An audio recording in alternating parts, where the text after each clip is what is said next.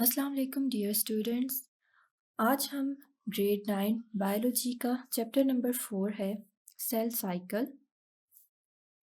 उसको स्टार्ट करने जा रहे हैं।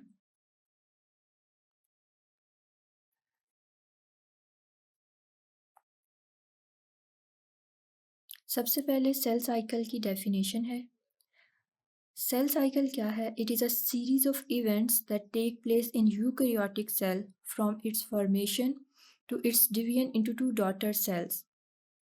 सेल साइकिल क्या है बेसिकली कि जब एक सेल बनता है, ठीक है, उसकी फॉर्मेशन से लेकर उसके आगे दो डॉटर सेल्स के बीच में तकसीम होने तक, डिवाइड होने तक का ये जो पूरा एक अमल होता है, जो पूरा एक प्रोसेस होता है, इसको हम क्या कहते हैं? Cell cycle. ठीक है, एक सेल अपने बनने से लेकर टू डॉटर सेल्स में डिवाइड होने तक जिन मराहिल से गुजरता है, जिन स्टेजेस से गुजरता है, उनको हम सेल साइकिल कहते हैं।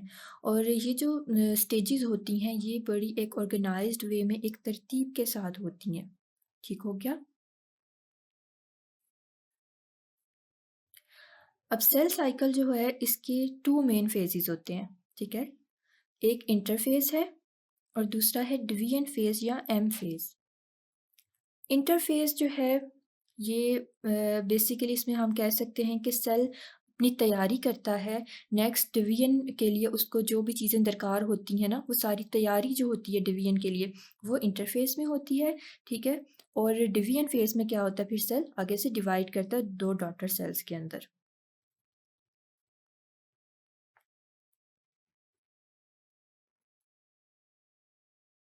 आज का हमारा जो टॉपिक है, उसमें हम डिटेल में बात करेंगे इंटरफेस की। ठीक है, इंटरफ़ेस जो है, ये सेल साइकिल का सबसे लंबा फ़ेज़ आप कह सकते हैं। होता है, 2 फ़ेज़ेज़ है ना, इंटरफ़ेस और एम फ़ेज़ या डिवीजन फ़ेज़। तो इंटरफ़ेस जो है, ये इसमें सबसे ज़्यादा टाइम लेता है, सबसे लंबा जो टाइम गुज़रता है सेल का, वो इंटरफ़ेस में गुज़रता है। तकरीबन 90% जो होता है ना टोटल टाइम सेल साइकिल का, वो सेल का इंटरफ़ेस में गुज़रता है। ठीक है, ये लंबा होता है। अब इंटरफ़ेस के दौरान क्या होता है कि सेल अपने जो नॉर्मल उसके फंक्शंस होते हैं, उसकी स्पेशलिटी के अकॉर्डिंग वो अपने नॉर्मल फंक्शंस परफ़ॉर्म कर रहा होता है, और दूसरा क्या करता है कि वो नेक्स्ट डिवीजन के लिए अपनी तैयारी करता है। मतलब इंटरफ़ेस में सेल 2 मेन काम कर रहा होता है। एक तो अपने जो रूटीन के उसके फंक्शंस होते हैं अपनी स्पेशलिटी के अकॉर्डिंग। स्पेशलिटी के अकॉर्डिंग मतलब क्या है इसका? जैसे आपके डिफरेंट सेल्स के डिफरेंट काम होते हैं ना। जैसे आपके रेड ब्लड सेल्स हैं, उनका क्या काम होता है? ऑक्सीजन को ट्रांसपोर्ट करना। इसी तरह आपके व्हाइट ब्लड सेल्स का क्या काम है कि वो आपको बीमारियों से महफूज़ रखते हैं, ठीक है? इन्फेक्शंस वगैरह को फ़ाइट करते हैं। आपके मसल सेल्स हैं, वो क्या करते हैं? मूवमेंट में हेल्प करते हैं। तो इस तरह डिफरेंट सेल्स जो अपनी स्पेशलिटी होती है, जो उनका फंक्शन होता है, वो अपने फंक्शंस परफॉर्म कर रहे हैं इंटरफेस के दौरान। ठीक है, और साथ साथ वो क्या कर रहे हैं कि जो नेक्स्ट डिवीजन फेज है, एम फेज है, उसके लिए अपने आप को तैयार कर रहे हैं। ठीक है,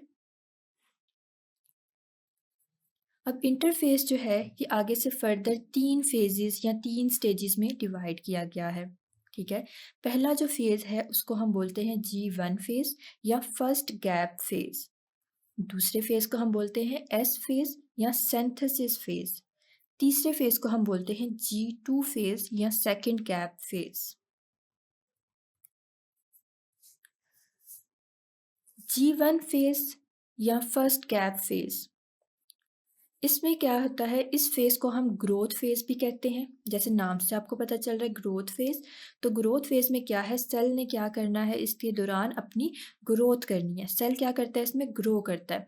सेल अपनी जो प्रोटीन्स होती हैं, जो ऑर्गेनेलिज़ होती हैं, उनको बनाता है, ठीक है? हर चीज़ उसमें क्या होती है? डबल होती है। उसकी प्रोटीन्स, उसकी ऑर्गेनेलिज़, और इसकी वजह से वो क्या करता है? साइज़ भी उसका ग्रो करता है, ठीक है? उसके अलावा जो नेक्स्ट फ़ेज़ है एस फ़ेज़, उसमें डीएनए की रेप्लिकेशन के लिए जो एंजाइम्स दरकार होते हैं, वो भी G1 फ़ेज़ में तैयार किए जाते हैं। तो G1 फ़ेज़ ग्रोथ फ़ेज़ है। इसके बीच में क्या-क्या काम हो रहा है? एक तो सेल अपने जितने भी प्रोटीन्स हैं, ऑर्गेनेलिज़ हैं, उनको बनाता है। वो सब चीज़ें इसकी डबल होती हैं, जिसकी वज़ह से इसका साइज़ ग्रो करता है। और उसके अलावा डीएनए की रेप्लिकेशन के लिए जो एंजाइम्स दरकार हैं एस फ़ेज़ में, उन एंजाइम्स की तैयारी भी G1 फ़ेज़ के दौरान होती है, ठीक है? अब नेक्स्ट हमारे पास आ जाता है एस फ़ेज़। एस फेज़ को हम सिंथेसिस फेज़ भी कहते हैं। अब जैसे नाम से आपको पता चल रहा है सिंथेसिस फेज़, सिंथेसिस मतलब कि किसी चीज़ की तैयारी। तो यहाँ पे किस चीज़ की तैयारी या किस चीज़ की सिंथेसिस हो रही है? यहाँ पे हो रही है क्रोमोसोम्स की सिंथेसिस, ठीक है? क्रोमोसोम्स की डुप्लीकेशन होती है यहाँ पर। तो एस फेज़ के दौरान में एक मेन काम होता है, ठीक है? और वो क्या काम है कि हर जो क्रोमोसोम का डीएनए होता है वो रेप्लिकेट करता है। यहाँ पे डीएनए की रेप्लिकेशन होती है। रेप्लिकेट करता है मतलब कि वो अपनी कॉपी तैयार करता है। रेप्लिकेट का मतलब क्या होता है? अपनी कॉपी तैयार करना, डबल होना। तो हर क्रोमोसोम जो है उसका डीएनए रेप्लिकेट करेगा, ठीक है? अब डीएनए की रेप्लिकेशन जब होगी तो क्रोमोसोम क्या होगा? वो डुप्लिकेट करेगा। डुप्लिकेट मतलब ये है कि वो डबल हो जाएगा, उसके साथ उसकी एक कॉपी तैयार हो जाएगी। अब हर क्रोमोसोम जो है वो सिस्टर क्रोमैटिड्स के ऊपर मुश्तमिल होगा, ठीक है? अब जैसे ही आपको डायग्राम में नज़र आ रहा है कि एस फेज़ से पहले अनडुप्लिकेटेड क्रोमोसोम है हमारे पास, सिंगल क्रोमोसोम है, ठीक है? अब एस फेज़ में डीएनए की जब रेप्लिकेशन हुई, तो डीएनए की रेप्लिकेशन से क्या हो गया, क्रोमोसोम हमारे पास डुप्लिकेट हो गए हैं, ठीक है? अब ये जो इसकी कॉपी तैयार हुई है, एक क्रोमोसोम की जो कॉपी तैयार हुई है हमारे पास, इनको हम क्या कहते हैं? ये सिस्टर क्रोमैटिड्स हैं, ठीक है? इन दोनों को हम क्या कहते हैं? ये एक-दूसरे के क्या हैं? सिस्टर क्रोमैटिड्स हैं। और ये सिस्टर क्रोमैटिड कहाँ पे जुड़े होते हैं? जो क्रोमोसोम का सेंट्रल पॉइंट होता है, सेंट्रोमियर, उसके ऊपर ये जुड़े हुए होते हैं, जॉइन किए होते हैं, ठीक है? तो एस फेज़ में क्या हो रहा है कि जो क्रोमोसोम है, हर क्रोमोसोम का डीएनए क्या करेगा? रेप्लिकेट करेगा। और डीएनए की रेप्लिकेशन की वजह से क्या होगा कि जो क्रोमोसोम्स हैं वो डुप्लिकेट हो जाएँगे, उनकी एक कॉपी तैयार हो जाएगी। हर क्रोमोसोम के साथ उसकी एक कॉपी तैयार हो जाएगी और वो जो कॉपीज़ हैं उनको हम आप क्या कहते हैं? ये एक-दूसरे की क्या हैं? सिस्टर क्रोमैटिड्स हैं। अब यहाँ पे एक बात आप लोगों ने याद रखनी है कि ये जो कॉपीज़ तैयार हो रही हैं, इसका ये मतलब हरगिज़ नहीं है कि हमारे जो क्रोमोसोम्स हैं ना, वो नंबर उनका डबल होता है, ठीक है? जैसे फॉर एग्ज़ाम्पल आपको पता है ना कि हर सेल के अंदर जो हर ऑर्गेनिज़्म होता है, उसकी सेल्स में जो क्रोमोसोम का नंबर होता है ना, वो स्पेसिफ़िक होता है। जैसे अगर हम ह्यूमन्स की बात करें, तो हमारे सेल्स में जो क्रोमोसोम का नंबर है, वो है 46। तो यहाँ पर एस फ़ेज़ के बाद ये नहीं होगा कि क्रोमोसोम हमारे 46 से डबल हो जाएँगे, ठीक है? बल्कि क्या होगा कि वो जो हर 46 क्रोमोसोम है ना, नंबर उनका सेम ही रहेगा, 46 ही रहेंगे। सिर्फ़ क्या होगा कि ऐसे हर जो क्रोमोसोम होगा उसके साथ उसका एक जो है वो सिस्टर क्रोमैटिड, उसकी एक कॉपी जो है वो उसके साथ आके लग जाएगी। ठीक है? नंबर 46 ही रहेगा, सिर्फ़ उसके साथ उसकी एक कॉपी आके लग जाएगी। अब नेक्स्ट फ़ेज़ है हमारे पास G2 फ़ेज़। G2 फ़ेज़ को हम सेकंड गैप फ़ेज़ भी बोलते हैं। अब G2 ये भी ग्रोथ फ़ेज़ ही है। इसमें भी क्या होता है, जो सेल की ग्रोथ है वो कंटिन्यू रहती है, वो जारी रहती है। और ये क्योंकि लास्ट फ़ेज़ है,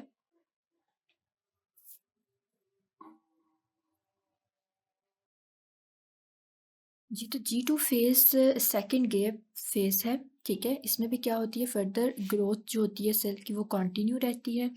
और चूँकि ये जो इंटरफ़ेज़ है उसका लास्ट फ़ेज़ है, तो यहाँ पे इसके बाद डिवीज़न होनी है। तो ये वाला जो फ़ेज़ है ना, यहाँ पे सेल मेक श्योर करता है कि सारी जो प्रिपरेशंस हैं ना, सारी तैयारियाँ जो है ना डिवीज़न के लिए, वो मुकम्मल हों।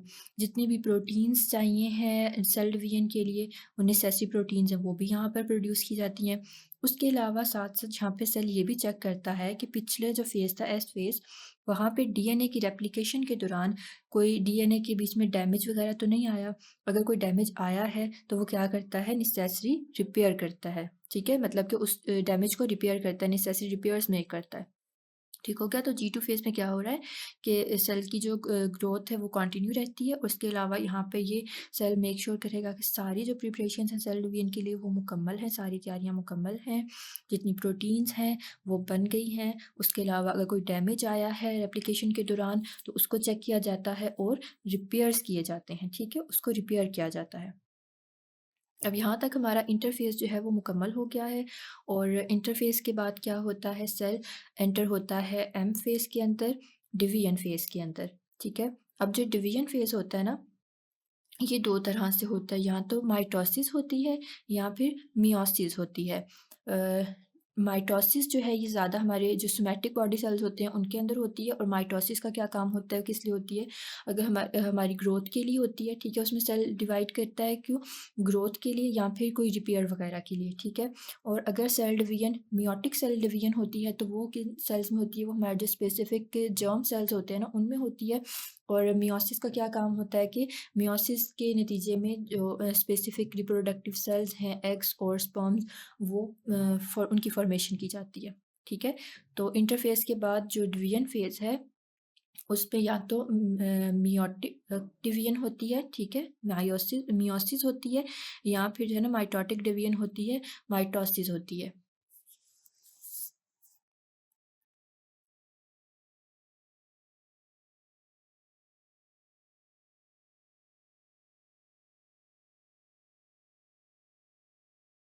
अब नेक्स्ट हम बात करते हैं, एक स्पेशल फेज होता है जी नॉट फेज या जी ज़ीरो फेज, ठीक है? जी नॉट फेज या जी ज़ीरो फेज जो है इसको हम रेस्टिंग फेज भी कहते हैं। अब होता क्या है, ये जो जी नॉट फेज या जी ज़ीरो फेज है ना, ये सब सेल्स में नहीं होता। ये सिर्फ चंद सेल्स जो हैं वो क्या करते हैं, जी नॉट या जी ज़ीरो फेज में चले जाते हैं। अब इसके दौरान होता क्या है कि सेल्स जो हैं वो उनकी जो स्टॉप डिवाइडिंग, ठीक है? वो डिवाइड नहीं होते, उनके अंदर डिवीजन नहीं होती है। अपने रूटीन के जो उनके स्पेसिफिक फंक्शंस होते हैं वो परफॉर्म करते हैं, लेकिन सिर्फ क्या होता है, इनमें डिवीजन स्टॉप हो जाती है। तो जी नॉट या G zero phase resting phase जो होता है इसको हम कहते हैं रेस्टिंग फेज़। आपको पता चल रहा है नाम से ही कि इसमें क्या करता है, सेल रेस्ट करता है, वो कोई भी डिवीजन उसके अंदर नहीं होती। तो बाज़ औक़ात क्या होता है कि एम फेज़ के बाद सेल दोबारा से, वैसे तो उसको दोबारा साइकिल के अंदर एंटर होना चाहिए ना, मतलब एम फेज़ है उसके बाद दोबारा साइकिल उसका कंटिन्यू होना चाहिए, जी1 फिर एस फेज़, जी2 फिर एम फेज़ फिर जी1, इस तरह से कंटिन्यू रहना चाहिए साइकिल डिवीजन, ये इस तरह से होती रहे उसके अंदर। लेकिन क्या होता है कुछ सेल्स के बीच में, जब एम फेज़ होता है उसके बाद सेल्स अ, दोबारा से साइकिल के अंदर एंटर नहीं होते हैं, बल्कि साइकिल से क्या करते हैं, वो आउट हो जाते हैं और जी नॉट फेज़ में चले जाते हैं, रेस्टिंग फेज़ में चले जाते हैं, उनके अंदर डिवीजन जो है वो स्टॉप हो जाती है, ठीक है? अब कुछ जो हमारे सेल्स होते हैं वो जी नॉट फेज़ में परमानेंटली जाते हैं, ठीक है? मतलब हमेशा के लिए चले जाते हैं, उनके अंदर फिर डिवीजन होती ही नहीं है। कुछ सेल्स जो होते हैं वो टेम्परेरीली जाते हैं, मतलब कुछ देर के लिए जाते हैं, और कुछ सेल्स होते हैं जो कि जाते ही नहीं हैं, ठीक है? अब हम देखते हैं कि कौन-कौन से सेल्स हैं, जैसे फॉर एग्ज़ाम्पल जो न्यूरॉन्स हैं, ठीक है? न्यूरॉन्स कौन से होते हैं, जो हमारे ब्रेन सेल्स हैं, ये जी नॉट के अंदर इंडेफिनिट पीरियड्स के लिए चले जाते हैं, मतलब ये कि तकरीबन परमानेंटली जो है ना ये जी नॉट फेज़ में ही रहते हैं, इनके अंदर डिवीजन नहीं होती है फर्दर। इस तरह जो कुछ लिवर और किडनी के सेल्स हैं, ये क्या करते हैं, ये टेम्परेरीली जाते हैं जी नॉट फेज़ के अंदर, ठीक है? मतलब जब वक़्ती तौर पे ये जाएँगे, कुछ टाइम के लिए जाएँगे, फिर तब दोबारा इन्हें नीड होगी डिवाइड करने की, बॉडी को ज़रूरत होगी, तो फिर ये क्या होगा, इन्हें ट्रिगर मिलेगा और ये दोबारा से जो है वो साइकिल के अंदर एंटर हो जाएँगे और डिवाइड करेंगे, ठीक है? लेकिन टेम्परेरीली कुछ टाइम के लिए ये जी नॉट फेज़ में चले जाते हैं। और एपिथेलियल सेल्स जो हैं, एपिथेलियल सेल्स कौन से होते हैं, जो कि आपकी बॉडी की सरफेसेस को बनाते हैं, ठीक है? आपकी एक्सटर्नल सरफेसेस और इंटरनल सरफेसेस को बनाते हैं। जैसे स्किन है, स्किन की सरफेस, या फिर जो हमारे इंटरनल ऑर्गन्स हैं ना, जैसे आपका लीवर है, किडनीज़ हैं, स्टमक है, उनकी जो सरफेसेस होती है, ऊपर की जो सतह होती है, वो जिन सेल से बनी होती है उन्हें हम एपिथेलियल सेल्स कहते हैं। तो ये जो एपिथेलियल सेल्स होते हैं ना, ये जी नॉट फेज़ के अंदर कभी भी नहीं जाते। ये सारी ज़िंदगी डिवाइड करते रहते हैं, ठीक है? कभी भी ये रेस्ट नहीं करते, रेस्टिंग फेज़ में नहीं जाते। हमेशा ये पूरी ज़िंदगी जो है ना, इनके अंदर इनका साइकिल चलता रहता है और ये डिवाइड होते रहते हैं। और नेक्स्ट हम इस डायग्राम के थ्रू इस साइकिल को एक दफ़ा रिवाइज़ कर लेते हैं। तो हमने देखा ये सेल साइकिल है हमारा।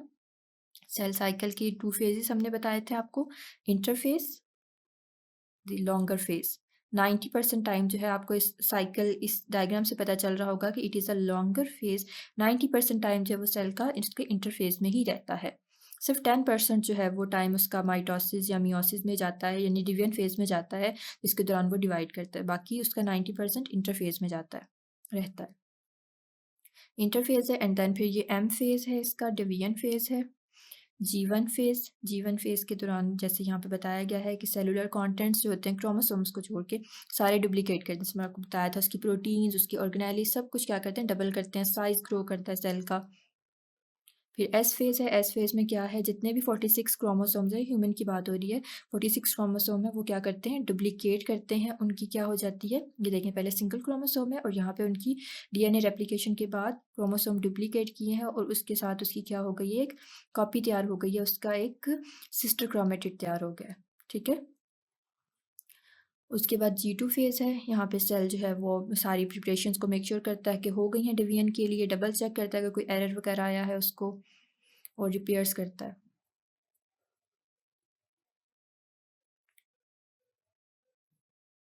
और उसके बाद G2 फेज़, यहाँ पे इंटरफ़ेस हमारा मुकम्मल हो गया। इंटरफ़ेस में G1S G2 फेज़ और G2 फेज़ के बाद सेल किस में गया है, डिवीजन फेज़ में गया है और डिवीजन फेज़ में क्या हुआ है, फिर आगे से ये हमारे पास सेल था और डिवाइड होकर ये आगे से 2 डॉटर सेल्स बन गए हैं इसके, ठीक है। एक ये सेल और एक ये सेल, 2 डॉटर सेल्स में ये डिवाइड कर गया है और फिर क्या हुआ है कि सेल जो डॉटर सेल्स बने ये आगे से दोबारा से साइकिल में एंटर हो जाएँगे, फिर G1 फेज़ से गुज़रेंगे, फिर S फेज़, G2 फेज़ और फिर डिवीजन होगी, फिर उस सेल के आगे से कॉपी बनेगी। जैसे एपिथेलियल सेल मैंने आपको बताया था कि वो इससे साइकिल उसका कंटिन्यू ही रहता है। लेकिन कुछ सेल्स जैसे मैंने आपको बताया था टेम्पोरेरीली या फिर परमानेंटली जाते हैं, तो वो क्या करते हैं, जब ये डिवीजन फेज़ हो जाता है ना M फेज़, तो यहाँ पर ये दोबारा से G1 फेज़ में एंटर होने के बजाय वो क्या करते हैं, यहाँ साइकिल से आउट हो जाते हैं, G0 फेज़ में चले जाते हैं, रेस्टिंग फेज़ में चले जाते हैं, ठीक है। तो G0 फेज़ का आपको अगर समझ ना आई हो कि वो कहाँ पे एंटर हो रहा है, तो यहाँ पर सबसे पहले G1 phase, S phase, G2 phase interphase के, देन डिवीजन फेज़ और डिवीजन फेज़ के बाद जो सेल है वो दोबारा साइकिल में एंटर होने के बजाय क्या करता है, यहाँ से साइकिल से, इस साइकिल से क्या हो गया, आउट हो गया और ये G0 फेज़ रेस्टिंग फेज़ में चला गया। ठीक है, सारे सेल नहीं, कुछ सेल्स जैसे आपको बताया था न्यूरॉन्स परमानेंटली जा रहे हैं, लिवर किडनी के टेम्पोरेरीली जा रहे हैं, तो वो G0 में यहाँ पर चले जाएँगे और बाकी जिन्होंने डिवाइड करना है वो क्या करेंगे, इस डिवीजन फेज़ के बाद दोबारा से साइकिल में आ जाएँगे, G1S इस तरह साइकिल उनका कंटिन्यू रहेगा। ठीक है? तो होप सो कि आपको आज का सेल साइकिल और इंटरफ़ेस की अच्छे से समझ आ गई होगी। अगर आपको कोई भी कन्फ्यूजन है, कुछ समझ नहीं आया तो आप कमेंट्स में पूछ सकते हैं। Thank you very much. और अगर आपको आज की वीडियो अच्छी लगी है तो please like, share and subscribe.